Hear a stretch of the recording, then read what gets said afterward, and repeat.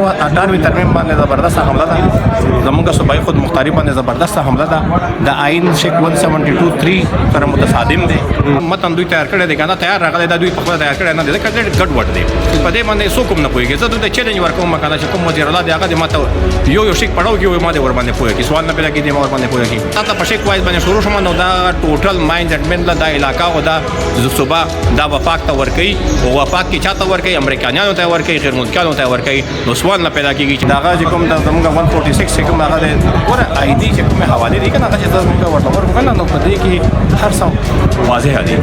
لکه دا خو د پاکستان آئین سره مذاق روان دي ما خو سره په دې ډېر جوابونه او څنګه حضرت صاحب دا وګورئ کنه موږ خو اوس په امندمنت سره راولو ما هو پرم د ډے 1 شکیل خان په ما سیکنډ ته کړی دی نو داسې عجیب شان دی یو گیم کړی دی کنه چې هغه گیم ته د تاسو په هغه کې نه دا امریکایانو جوړ کړی دی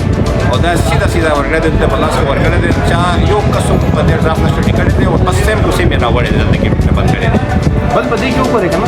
نه د ډای کور نه والا 50 کور دا د فاټا والا خبره ده کومه د مر ډیسټریکټ والا خبره ده سب ډیویژن والا خبره ده کومه هغه کې بیا دا شیک راوړی دی نو دلته کې ته اکټ نو کاږي چې په دې اکټ نشه ښه نو ماینر مې سره اکټ نو کړو نو دا په کومه باندې هغه کې چې دی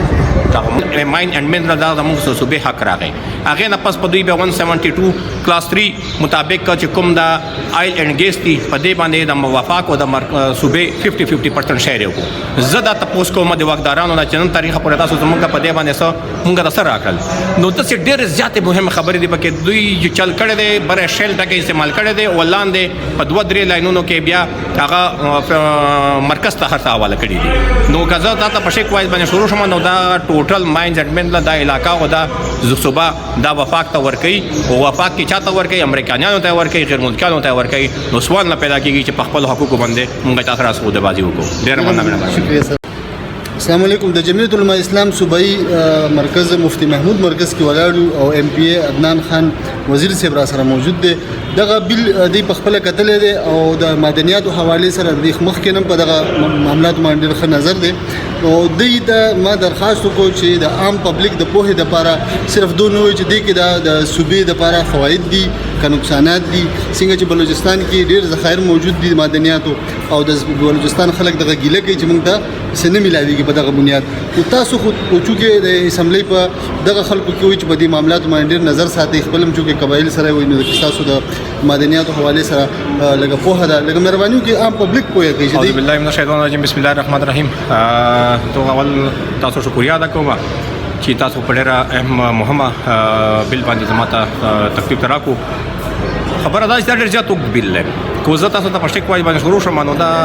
په ورس کې به هم کمپلیټ نشي ځکه چې په دې سټډي باندې ما تقریبا یو هفته واړه ولا او بیا هم ځکه چې یو خو دا چې کوم دویمه خبره دا ده چې الته کې دوی د فاټه خبره کوي دلته کې د فاټه سره ډېر زیات روان دي جون 2030 پر دوی په اوله صفحه کې دا لیکي چې موږ د فاټه چې کوم دا د دې بل لا اکټ نه بار وکاغلا ورسره ایکسپلینیشن نه کوي چې ماینر منټ ګوره دوه قسمه مدنیات دي یو غټ مدنیات دي یو ورکوټي مدنیات دي نو غټ مدنیاتو باندې کې دوی چې هغه موږ چې کوم دی هغه 2030 جون پورې وکاغل ټیک دی هغه ته شیډول کې موږ هغه ورته چې موږ به په شیډول باندې چلو دویمه خبره چې دوی ایکسپلینیشن کوم کوي هغه کې دی وایي چې ماینر منټس کې موږ په فاټه چې کومه د بیم د دیک نو کله هغه د پر شیډول نشته نو چې تا ماینر منټ د فاټه د پر شیډول نشته نو ته هغه په سبانه چلای دویمه خبره دا چې الته کې دوی دا خبره کوي چې موږ 2030 پورې دا غا په فاټه باندې لاګو نه دا الته کې دوی رټونه ورته چې 2 کروڑ نه 70-50 کروڑ پورې په ماینر منټ چې کوم فاټه کې دی په هغه باندې بداکات غني مقصد مې دا دی چې دوی چې کومه خبره کوي دا غي خبره په خپل نفي په دې بل کې په مینس کې بیا کوي او بیا دې په بل کې دوی دا وایي چې کوم فیډرل مایننګ وینګ دی دا غي خبره کوي یو دلته د موږ موه چې کوم دا مایننګ انویسټینګ فیسیلیټیشن اتھارټي چې کوم دا مایننګ انویسټمنټ فیسیلیټیشن اتھارټي نو دا غمیفا چې کومه دوی هغه سټرکچر جوړ کړی دی دا خو ټیک ته زوړ اکټ کو په دې اکټ کې اوس دوی په هغه کې د فیډرل مایننګ وینګ نمائنده هم ځان سره ساتل دي بیا تاسو راشه اس آی اف سی ته چې کوم دغه فورم راغوته ګوره دغه عجیب خبره ده چې بهر د صنعتکاران بهر نه خلک راوغتل پاکستان ته ورسېدل او دلته بل یا پاس شوی نه دی دی نو غټه خبره مهمه خبره خدا ده کنه چې تا دلته قانون سازي لا کړی نه دا ولته کنه کسان راولېګل نو دا د امریکای کې جوړ شوی بل دی دا امریکایانو جوړ شوی بل دی اگر راځي او د اسکی انډیا کمپنی په شان ته کې زمونږ په وسایل خو پرې د زمونږ په علاقہ باندې قبضه کوي بیا تاسو راشه په دې کې وګوره 50% دوی دا خبره کوي چې کوم کمپنی 50% اگر روغ بیان زه وساتو کوم ځکه چې زه پتا لرم کې هم یم نو هغه کې 50% کا کوم فارن سټیټ خبره ده چې هغه هم د 50% نه زیات سټیک سي نو هغه ته د مقامی حکومت په شان ته کې حیثیت ملاويږي نو ته چې فارن سټیټ ته د حیثیت ورکړي نو ته په دما په وسایل باندې قبضه نه کوي ورسره ته په علاقې باندې قبضه نه کوي نو موږ سوال نه پیدا کیږي چې دا څه غیر آئینی او دا ټوټل بل تاسو آئین چې وګوره 172 کلاس 3 پاغه کې د منرالز خبره راغله دا خو پاغه کې د آیل اینڈ ګیس خبره راغله دا د آیل اینڈ ګیس باندې دوی دا وایي چې دا اول چې کوم کنکرنٹ لیست ابولیش افټر 18 امندمنت پاغه کې دا ماین اینڈ منرال دا موږ صوبې حق راغی هغه نه پس په دوی به 172 کلاس 3 مطابق چې کوم دا آیل اینڈ ګیس دی په دې باندې د موافق او د صوبې 50% شیر یو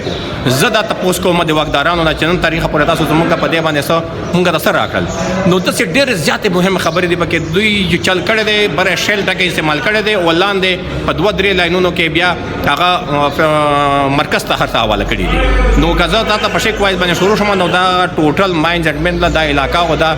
صوبه دا وفاق ته ورکي او وفاق کې چاته ورکي امریکایانو ته ورکي غیر ملکانو ته ورکي نو سوال نه پیدا کیږي چې په خپل حقوقو باندې مونږ تاسو سره سوده بازی وکړو ډېر مننه شکریہ سر